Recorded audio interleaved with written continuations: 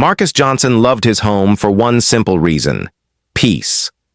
After years of working double shifts and saving carefully, he had finally purchased a comfortable house in a quiet suburban neighborhood.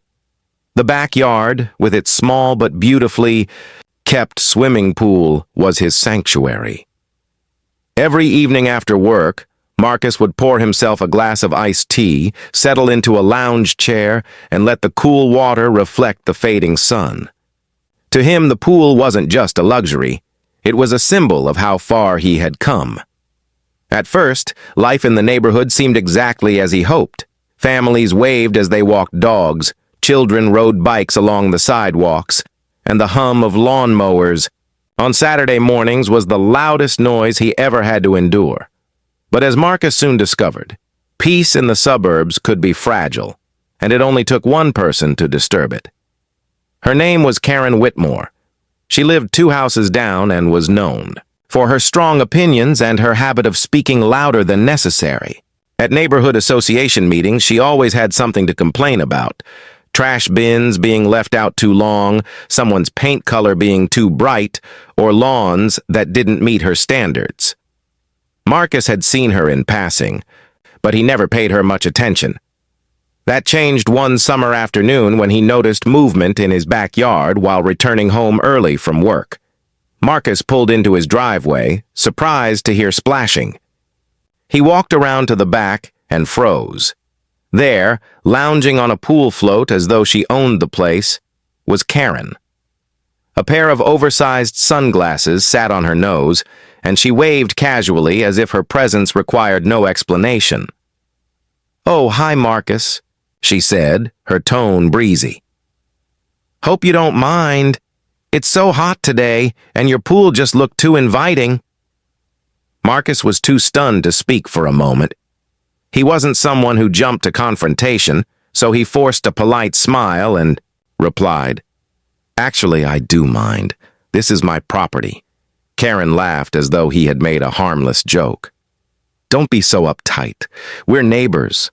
It's not like I'm hurting anything." Marcus didn't argue further that day. He asked her to leave, and after some muttering, she climbed out of the pool and went back to her own yard. He shook his head, thinking it was probably a misunderstanding. That wouldn't happen again, but the very next weekend, she returned. This time she brought a towel, a cooler, and a loud phone call she carried out from his lounge chair. Marcus was irritated, but he told himself she might not realize how inappropriate it was. Again, he asked her to leave. Again, she did, with a dismissive smile that suggested she wasn't taking him seriously. Days later, Marcus was working in his kitchen when he glanced outside and saw 2 of Karen's friends dipping their feet in his pool.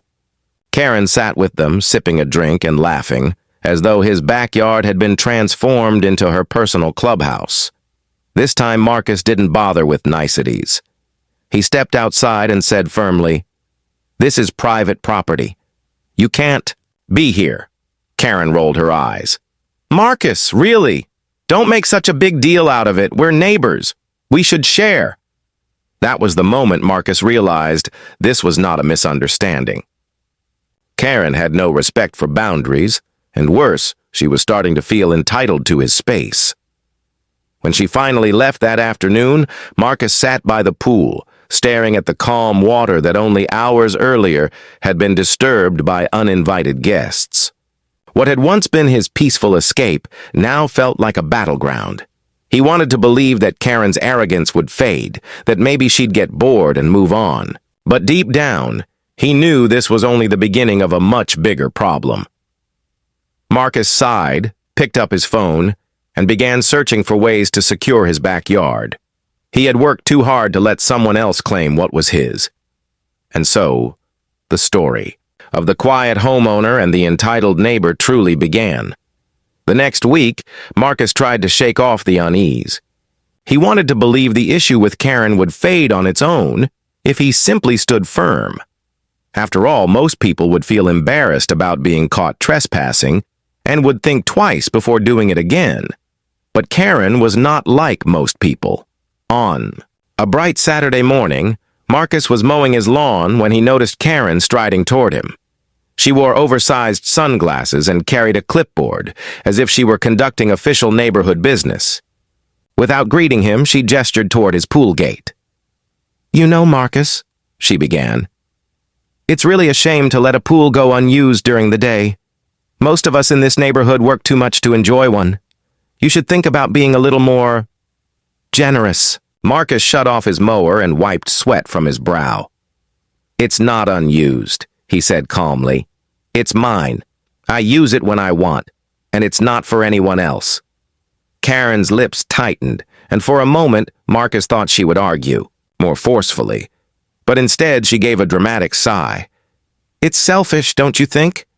We're supposed to be part of a community. What's the point of living in a neighborhood if we don't share?" Marcus didn't respond.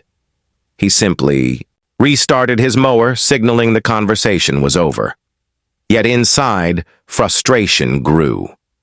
He had always believed in being neighborly, helping others when needed, waving hello, and lending a hand if someone was in trouble. But neighborly didn't mean surrendering your own property. That evening, he overheard Karen chatting loudly with another neighbor across the street. She didn't bother to lower her voice. "Marcus is so uptight," she said. "He acts like he's king of the block just because he has a pool. Honestly, I don't see why he can't let others use it. It's not like he's out there every day." Marcus sat on his porch, his jaw tight as he listened. It wasn't just the pool anymore. Karen was beginning to turn the story in her favor, painting him as the unreasonable one. The following week, Karen pushed further. On a sweltering afternoon, Marcus returned home from the grocery store and found wet footprints leading from his side gate to the pool. He hurried to the backyard and saw Karen reclining in a lounge chair, scrolling on her phone. This time she wasn't even trying to hide her intrusion. "Karen," Marcus said firmly, setting his bags down. "This has to stop. You can't keep coming in here." She gave him a dismissive wave. "Relax, Marcus.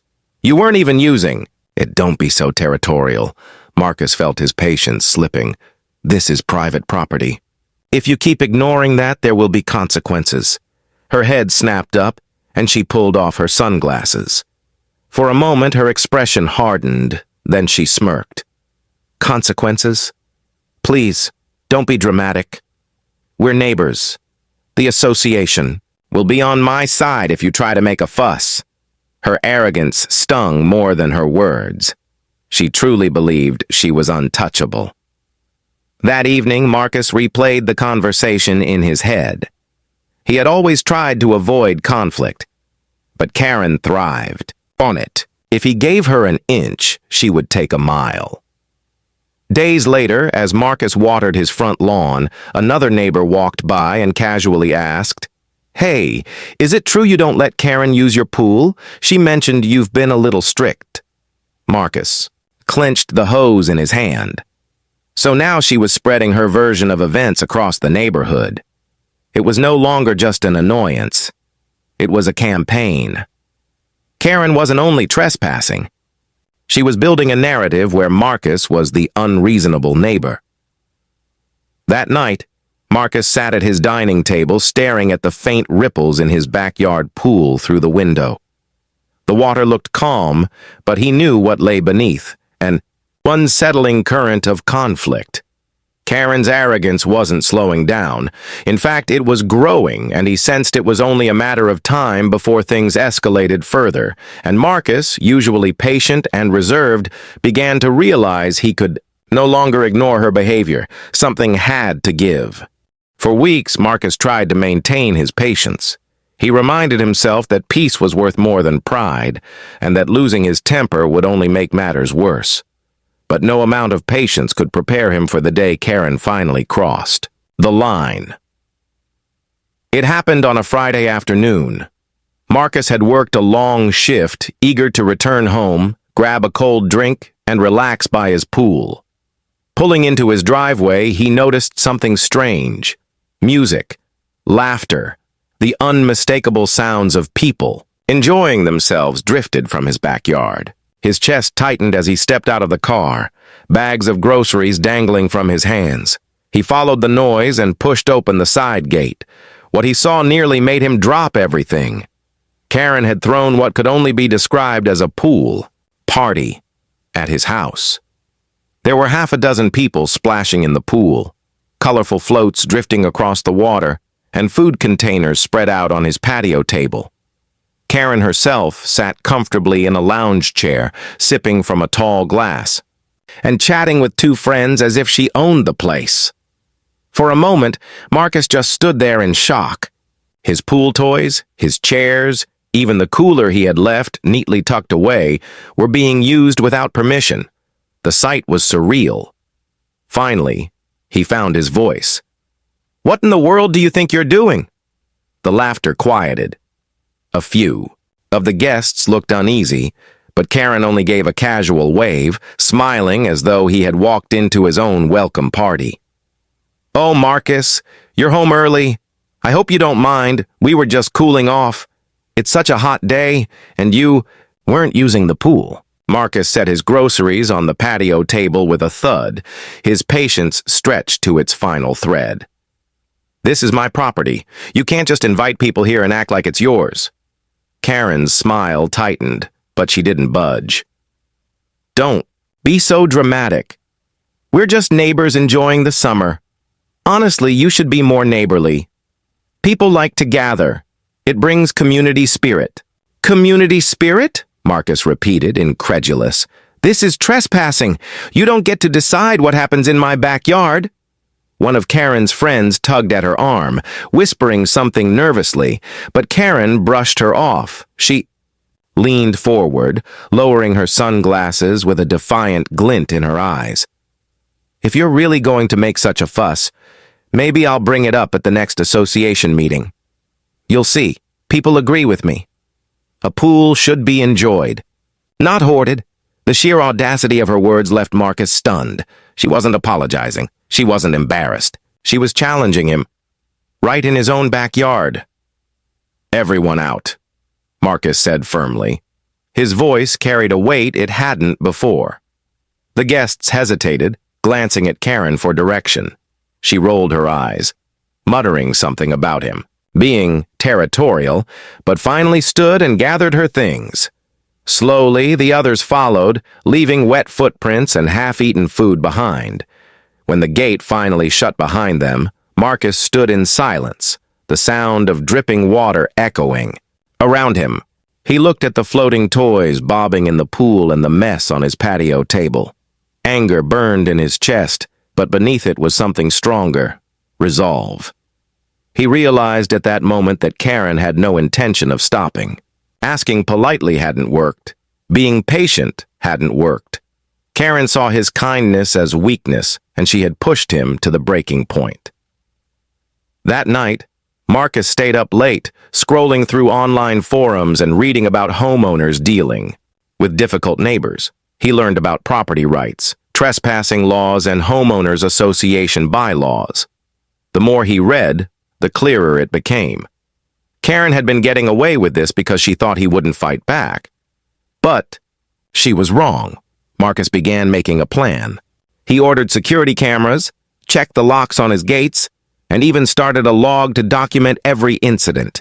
No more letting things slide. The pool, once a symbol of his hard work, had been turned into a source of frustration. He was determined to take it back, and this time he wouldn't rely on politeness. The breaking point had come and gone. Now Marcus was ready to draw the line.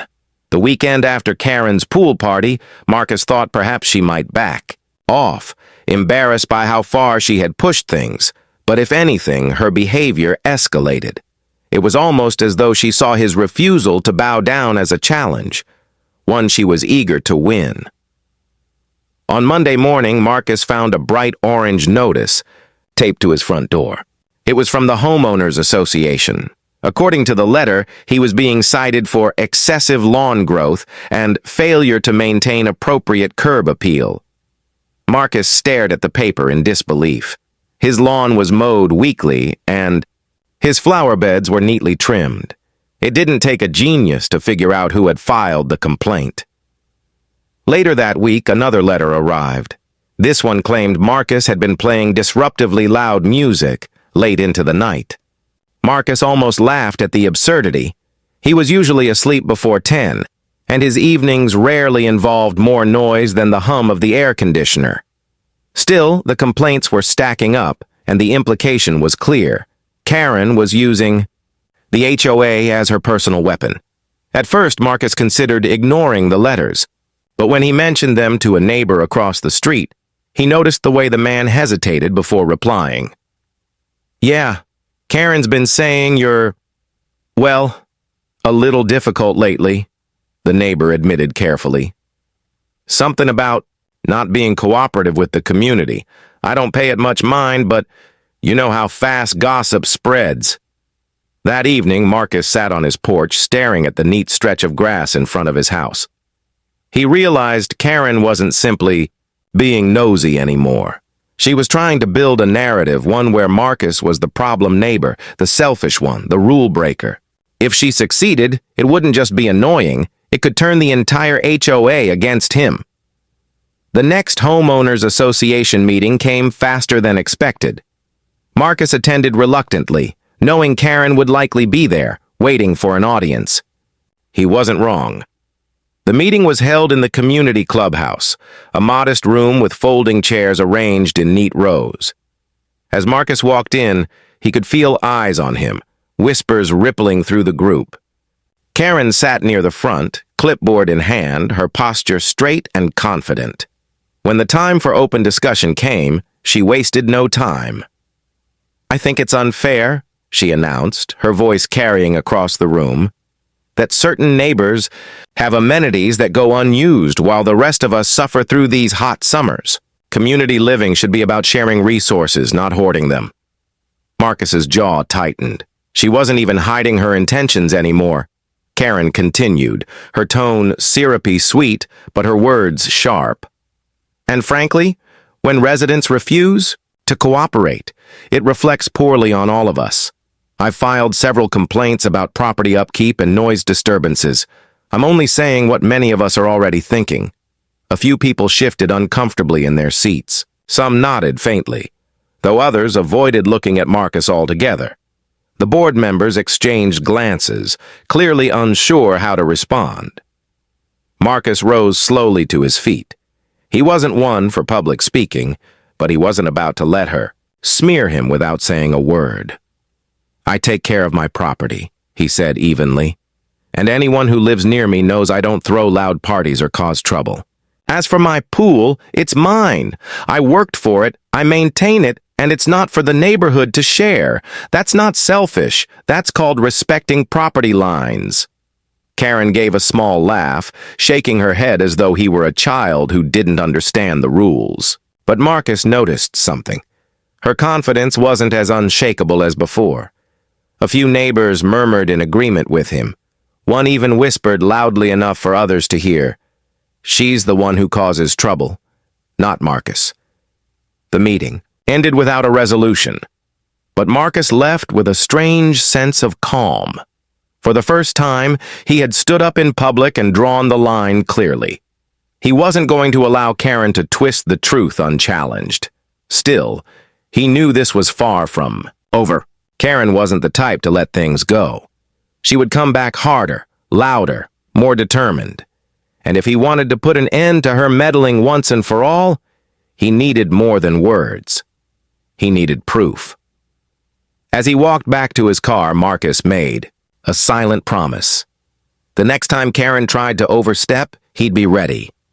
After the HOA meeting, Marcus walked home with his mind racing. Karen had made it clear she wasn't going to stop. To her, this wasn't about fairness or community spirit, as she pretended. It was about control. She wanted to push him until he either gave in or looked like the villain.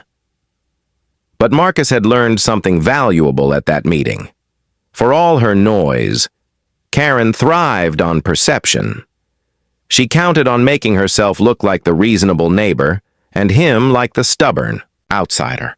If he could prove otherwise, if he could show everyone the truth, then her power would crumble. That night, Marcus sat at his dining table with a notebook and began to sketch out a plan. He wasn't going to argue with her anymore. He wasn't going to rely on the HOA board either. Instead, he would let her arrogance expose her, but this time with undeniable proof. The first step was security. The very next morning, Marcus ordered a set of high-definition outdoor cameras. He installed them discreetly around his backyard, 2 by the pool, 1 at the side gate, and another near the patio. Each camera connected directly to his phone, giving him instant notifications and clear recordings. The second step was legal preparation. Marcus researched property rights and trespassing laws until he knew them by heart. He discovered that with proper signage and video evidence, the local authorities would have no choice but to act if Karen trespassed again. He bought a pair of bold, weatherproof signs that read, "Private property. No trespassing." He posted one on his side gate and another by the pool entrance. The third step was patience. Marcus knew Karen couldn't resist temptation. She had already proven she believed his pool was hers to use whenever she pleased. All he had to do was wait, and she would walk right into the trap he had set for her. Sure enough, the opportunity came sooner than expected. A week later, Marcus casually mentioned to a neighbor that he'd be heading out of town for a few days to visit family. He said it loud enough while unloading groceries that he was certain the information would reach Karen. Then, on Friday evening, he parked his car in the garage and turned off all the lights in the house. From the outside, it looked like he was gone. Inside, however, Marcus sat in his living room, quietly monitoring the camera feeds on his phone. The next afternoon, the cameras pinged. Movement by the gate. Marcus leaned forward, heart racing, and there she was. Karen, dressed in a bright sun hat and carrying a tote bag. With her was a small group of friends, laughing and chatting as though they were arriving at a community pool. She pushed open his gate, ignoring the sign, and led them straight into his backyard. Marcus watched, his anger simmering but controlled, as they spread towels across his chairs and began unpacking snacks. Karen slipped into the pool first, sighing dramatically as if she were in her rightful place. Her friends followed, splashing and joking, but this time was different. Every move was caught on camera. The trespass, the disregard for the signs, the invasion of his space. Marcus didn't rush out to confront her. He didn't shout or argue. Instead, he quietly saved the footage and placed a call to the local authorities, explaining the situation and letting them know he had live evidence. Minutes later, he heard the sound of approaching vehicles. Karen and her guests were still laughing when the officers stepped into the yard, their expressions serious. Karen froze mid-laugh, sputtering in surprise as they asked her to explain what she was doing there. Her friends scrambled out of the pool, suddenly aware of how wrong the situation looked. Marcus stayed inside, watching it unfold from his phone and listening through the cracked window. He didn't need to step outside yet. The trap had been set, and Karen had fallen right into it. For the first time since this ordeal began, Marcus felt a sense of calm. He finally had what he needed, not just proof, but the perfect turning point. The backyard was no longer filled with carefree laughter. The sudden appearance of 2 uniformed officers had drained the joy from the air, leaving only tense silence and the sound of water lapping against the pool's edge. Karen, still waist-deep in Marcus's pool, blinked at them in disbelief. "Excuse me," she said, her tone dripping with forced authority. "What exactly are you doing here? This is a private gathering." One of the officers, a tall man with a calm but firm voice, replied, "Ma'am, we received a call about trespassing on this property. Are you the owner of this residence?" Karen let out a short laugh, the kind people use when they believe they are untouchable. "Oh, please, I'm his neighbor. He doesn't mind. We've done this before." She gestured vaguely toward the house, as though Marcus would walk out any moment and confirm her story. But the officer shook his head. The homeowner has reported prior incidents, and there are clear signs posted about private property. I need you and your guests to leave immediately." Karen's friends, suddenly pale, scrambled for their towels. One woman muttered a quick apology as she hurried toward the gate. Another man mumbled, "We didn't know," before following close behind. Within minutes, all of them had left, except Karen. She remained in the water, her arms crossed defiantly. "This is ridiculous," she snapped. "We're neighbors. He's just being difficult. You can't seriously expect me to get out because of some misunderstanding." At that moment, Marcus stepped outside.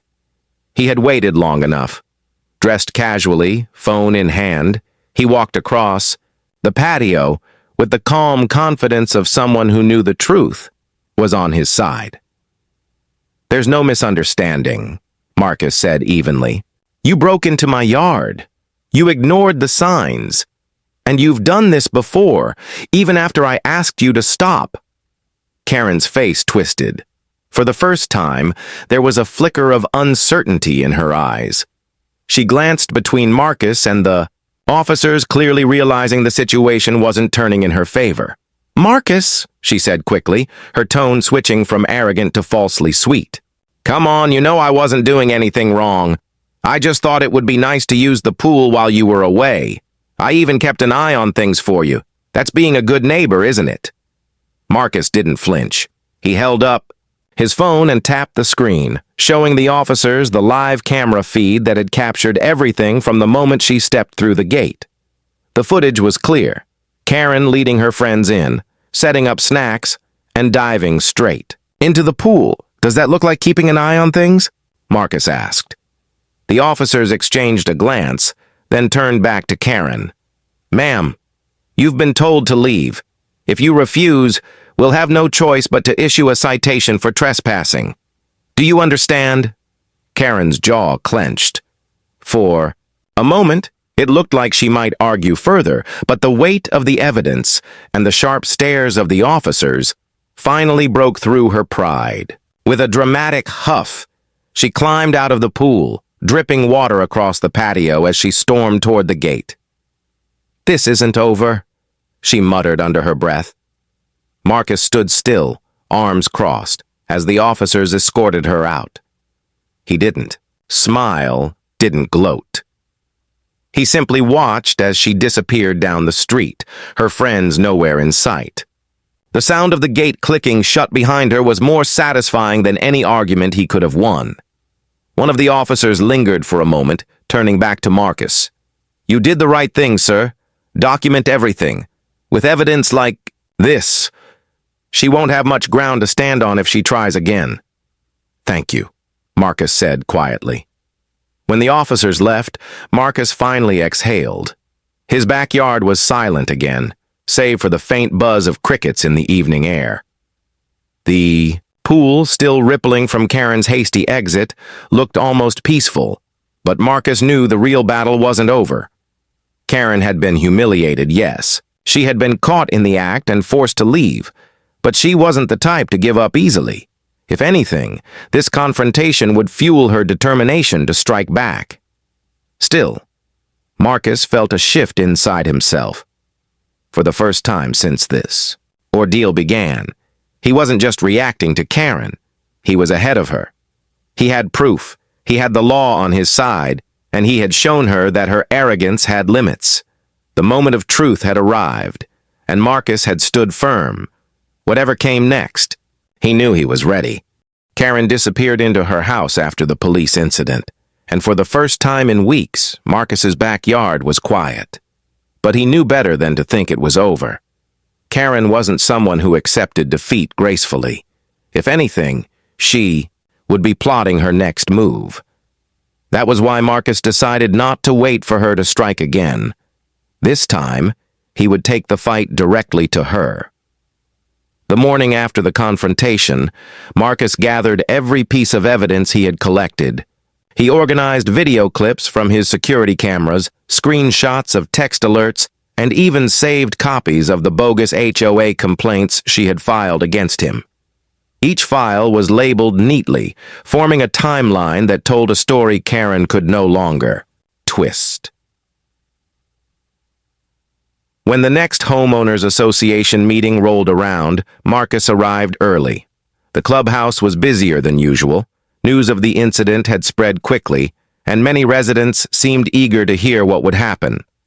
Karen sat near the neon front, her usual confidence dimmed but not extinguished. She wore a stiff smile, her arms crossed tightly as if daring anyone to challenge her. The meeting began with routine announcements, but when the floor opened for concerns, Marcus rose calmly. "I have something I need to share with the board," he said, his voice steady but firm. He connected his phone to the small projector at the front of the room. Within seconds, the screen lit up with crystal-clear footage. Karen pushing open his gate beneath the private property sign, ushering her friends inside and splashing in the pool as though it were hers. The room grew still.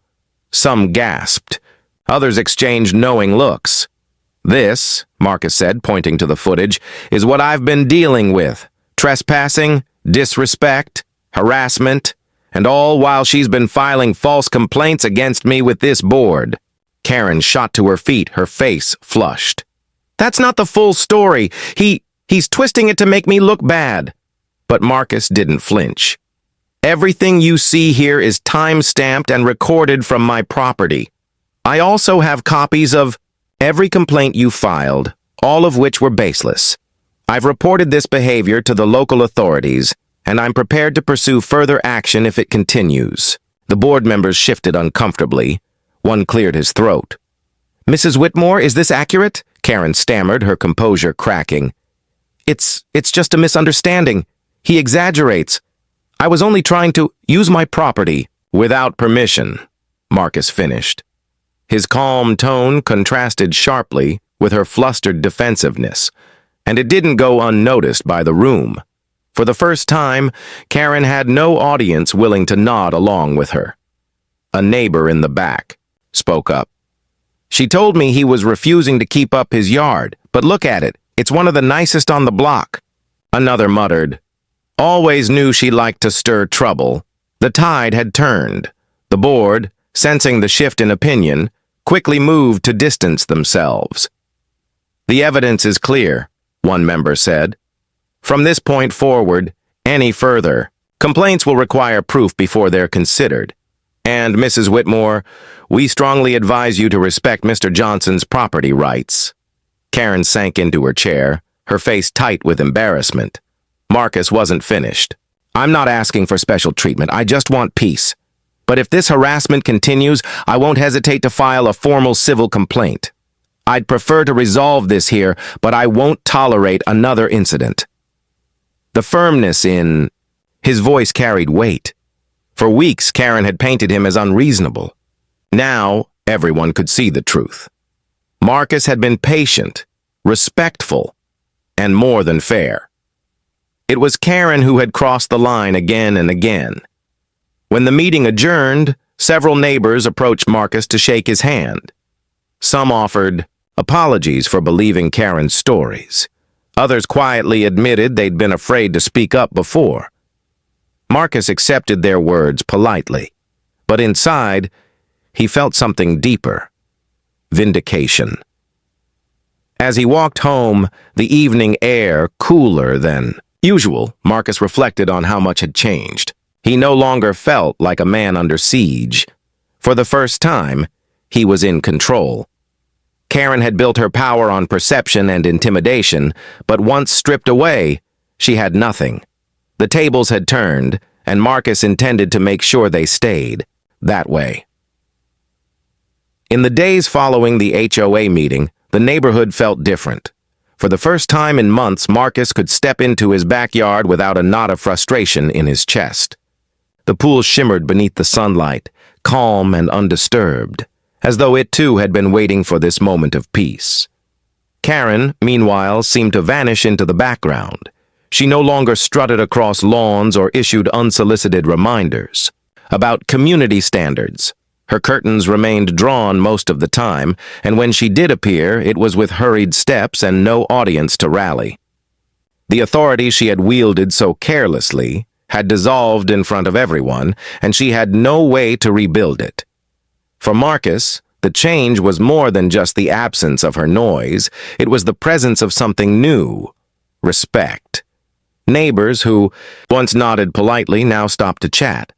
They asked about his garden, complimented the improvements he'd made to his property, and even extended invitations to neighborhood barbecues. What had once felt like a battlefield was starting to feel like a community.